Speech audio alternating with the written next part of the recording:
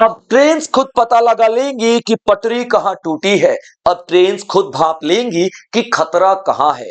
अब ट्रेन्स खुद पता लगा लेंगी कि सामने से आने वाली ट्रेन की स्पीड कितनी है और उसे टक्कर होने से बचने के लिए कहां ब्रेक लगाना है। और ये ब्रेक कोई ड्राइवर नहीं, ट्रेन खुद लगाएगी। ड्राइवर को नींद आ जाए, स्पीड ज्यादा हो या ड्राइवर किसी कारण से डिस्ट्रैक्ट हो जाए तो ट्रेन पूरा मामला खुद संभालेगी, यानी ह्यूमन एरर बिल्कुल जीरो। और ऐसा करके दिखा दिया है भारत ने अपने कवच 4.0 सेफ्टी सिस्टम को लॉन्च करके। तो लेक्चर में अंत तक बने रहे क्योंकि एक एक पॉइंट पे बात करेंगे, डिटेल में बात करेंगे, डिटेल में डिस्कस करेंगे। तो देखते हैं क्या है ये सेफ्टी कवच 4.0। ये एक ऐसा कवच है दोस्तों जहां पे ट्रेन्स आपस में खुद ही बात कर लेंगी कि भाई तेरी स्पीड कितनी है, तेरी स्पीड कितनी है, हम दोनों को कितना स्पीड मेंटेन करके चलना चाहिए कि ट्रेन में टक्कर होने से पहले हम लोग रुक जाएं। तो देखिए यही एक ऐसा सिस्टम लॉन्च किया है जो कि मेड इन इंडिया है, यानी कि भारत में ही बना हुआ है। और ये ऑटोमेटिक ट्रेन प्रोटेक्शन सिस्टम है। मैंने बताया तो कि ड्राइवर की कोई भी जरूरत नहीं है। हालांकि ड्राइवर है तो अच्छी बात है, ड्राइवर ब्रेक लगा ले तो अच्छी बात है, लेकिन अगर ड्राइवर को नींद आ जाए, ड्राइवर बेहोश हो जाए, ड्राइवर डिस्ट्रैक्ट हो जाए या ड्राइवर सोच ही ना पाए इतनी जल्दी कि कब ब्रेक लगाना है, तो ये पूरा सिस्टम ऑटोमेटिकली काम करेगा और ट्रेन का एक्सीडेंट होने से रुक जाएगा। और ये कवच 4.0 को स्टार्ट किया गया है, यानी कमीशन किया गया है बाजवा बड़ोदरा का एक छोटा सा स्टेशन है वहां से लेकर के अहमदाबाद के बीच में। और ये पूरा ट्रैक 96 किलोमीटर का रहने वाला है। आप देखेंगे कि पूरा सिस्टम खुद काम करेगा। यहां पे अगर आदमी नहीं भी है तो कोई भी दिक्कत वाली बात नहीं है। और इंडियन रेलवे सिस्टम के लिए, इंडियन रेलवे के लिए एक बहुत बड़ी उपलब्धि मानी जा रही है। चलिए आगे देखते हैं। अब इसमें आप देखोगे कि ये किस तरीके की टेक्नोलॉजी है और यहां पे क्या क्या अप्लाई किया गया है, क्या क्या अपनाया गया है। पहले आगे बढ़ के मैं आप लोगों को एक इमेज के जरिए चीजों को समझा दूं, उसके बाद हम यहां पे आगे बढ़ेंगे। ठीक है बच्चों, किस तरीके से काम करेगा देखिए। ये पूरा का पूरा सिस्टम बच्चों जीपीएस के जरिए काम करेगा। पूरा का पूरा सिस्टम जीपीएस के जरिए काम करेगा। आपको एक एग्जांपल से समझाता हूं इस तस्वीर के जरिए। देखिए यहां से दो ट्रेनें आ रही हैं, यहां से दो ट्रेनें आ रही हैं, ठीक है, इधर से और इधर दो ट्रेनें आ रही हैं।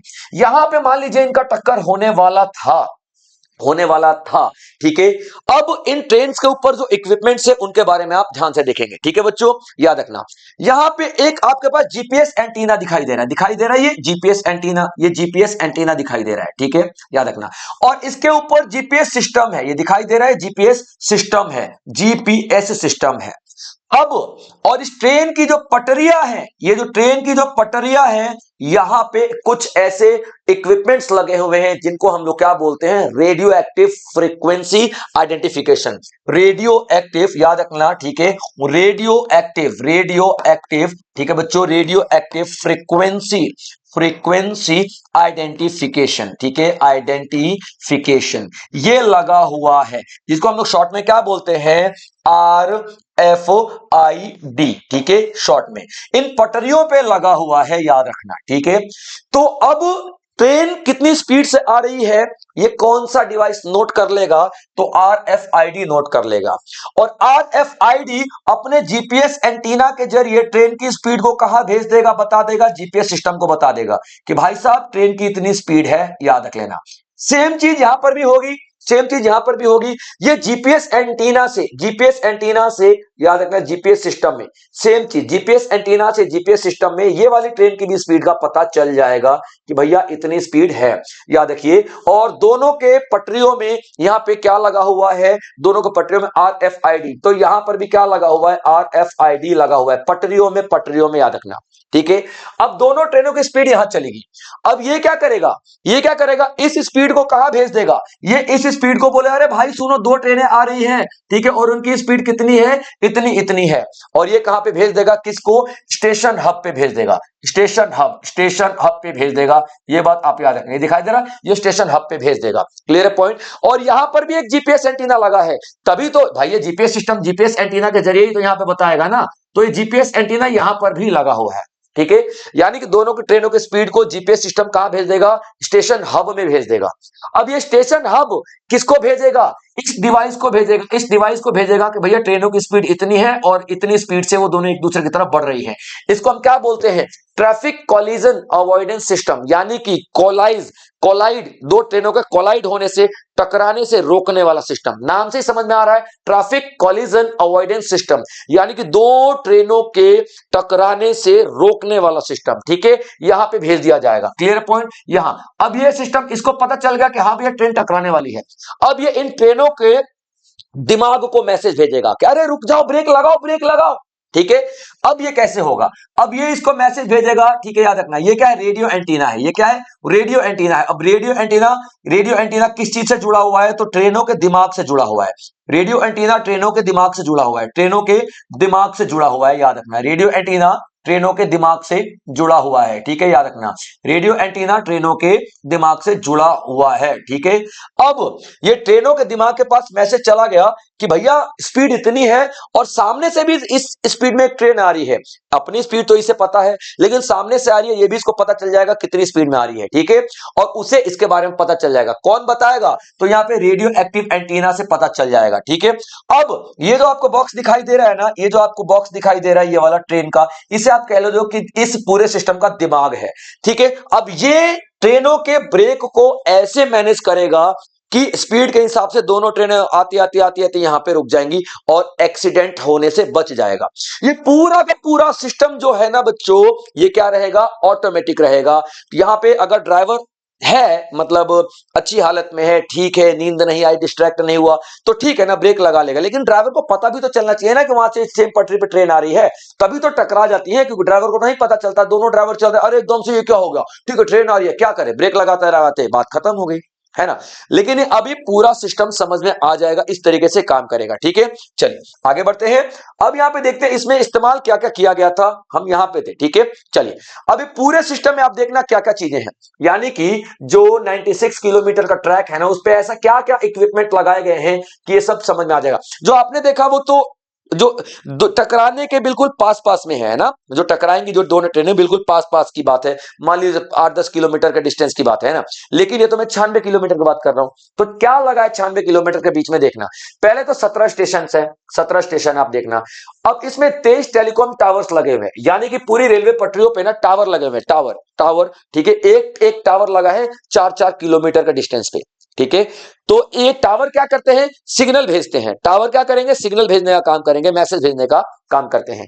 उसके बीच में 20 कवच बिल्डिंग लगी है, हट्स लगे हुए हैं, यानी कि इनके बीच में 20, इन पूरे डिस्टेंस में 20 कवच बिल्डिंग। कवच बिल्डिंग क्या है? यहाँ पे वो सारी की सारी मशीनें हैं जो कि काम करेंगी। इधर से टावर ने मैसेज दिया, इधर से वो किया। जैसे कि यहाँ पे देखिए, यहाँ पे क्या किया गया है? ठीक है, ये दिखाई दे रहा है। ठीक है, ये क्या कर रहा है? इसी ने तो पूरा मैसेज दिया, यहां से मैसेज रिसीव किया। ठीक है, इससे मैसेज जीपीएस सिस्टम से रिसीव किया कि हाँ भैया ट्रेन 2 टकराने वाली है। इसने इसको भेजा, इसको भेजा। तो ये जो दिखाई दे रहा ना, ठीक है, ये जो आपका स्टेशन बिल्डिंग की बात कर रहे हैं, ये वाला पूरा पूरा। ठीक है, तो ये जो हब है, ये जो हट है, ये 20 बनाए गए हैं कवच बिल्डिंग। इसमें कवच से जुड़े 4.0 से जुड़े सारी की सारी मशीनें लगाई गई हैं।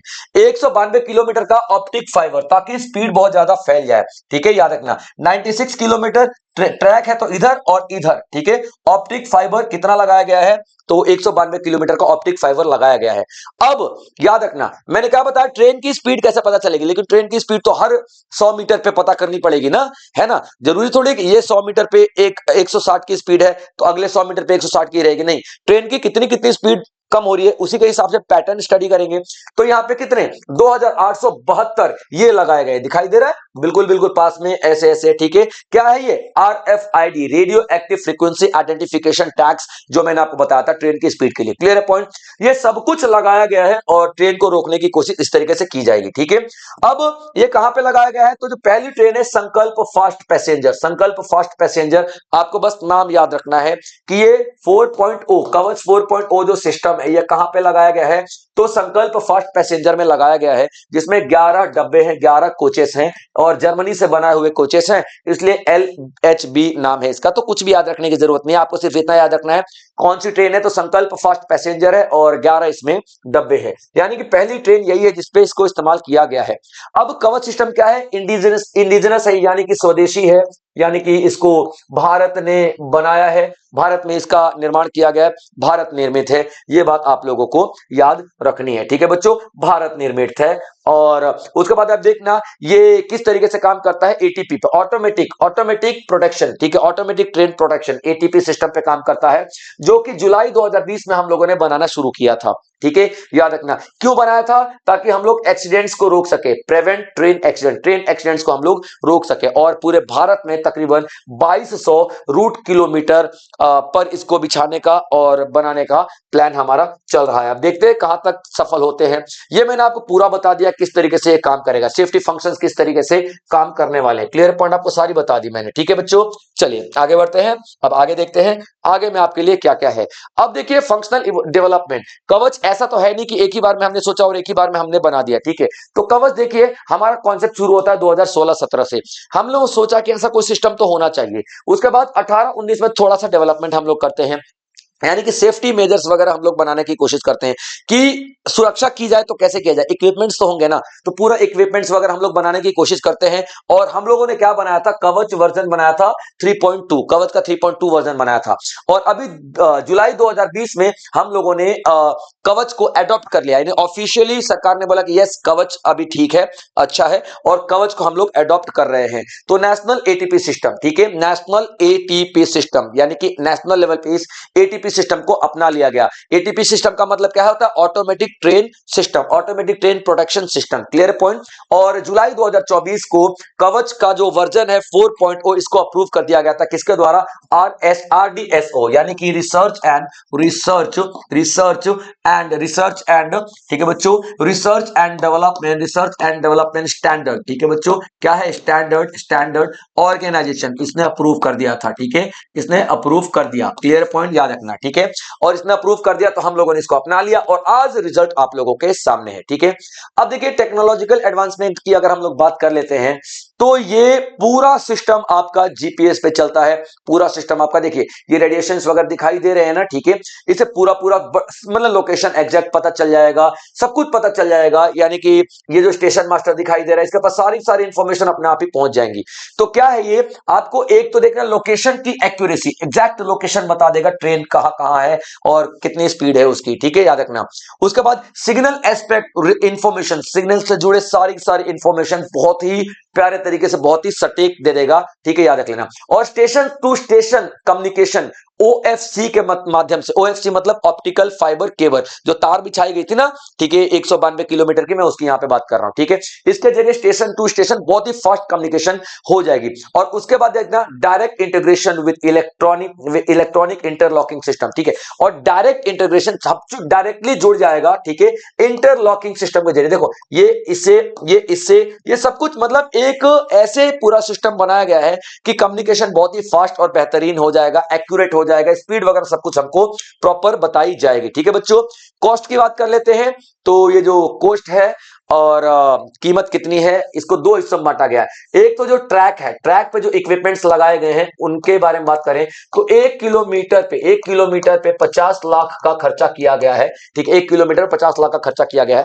और जो ट्रेन के अंदर, जो मैंने बताया था, ट्रेन के अंदर भी बहुत सारे इक्विपमेंट्स लगाए गए हैं, एंटीना वगैरह सब कुछ मिला के, तो एक डब्बे पे, एक लोकोमोटिव पे, यानी एक इंजन पे कितना, तो 80 लाख रुपए खर्च किया गया पर लोकोमोटिव। टोटल बजट की बात करें तो 1547 करोड़ रुपए अभी तक खर्चा किया गया है और 1112.57 करोड़ का बजट 2024-25 में दिया गया था इसको बनाने के लिए। तो अभी जितने एक्सीडेंट्स भारत में हो रहे थे वो एक्सीडेंट्स अब बंद हो जाएंगे, होपफुली बंद हो जाएंगे, और बाकी तो भगवान जैसा है बताएगा ही, आगे दिखाएगा ही कि कितना सक्सेसफुल हो रहा है, क्योंकि कई बार टेक्नोलॉजी है ना, ठीक है, टेक्नोलॉजी फेल भी तो हो सकती है, लेकिन होप फॉर द बेस्ट कि हमारे भारत ने बहुत बेहतरीन किया है और ये टेक्नोलॉजी आगे और बढ़ती रहे। तो इसी तरीके के बेहतरीन लेक्चर्स मैं आपके लिए लेकर के आता रहूंगा दोस्तों, तो जुड़े रहे तैयारी टाइम्स को ऑफिशियल यूट्यूब चैनल के साथ। आप किसी भी एग्जाम्स की तैयारी कर रहे हो या फिर नहीं भी कर रहे हो, एक आम नागरिक हो, तब भी ये सारी इंफॉर्मेशन आपके लिए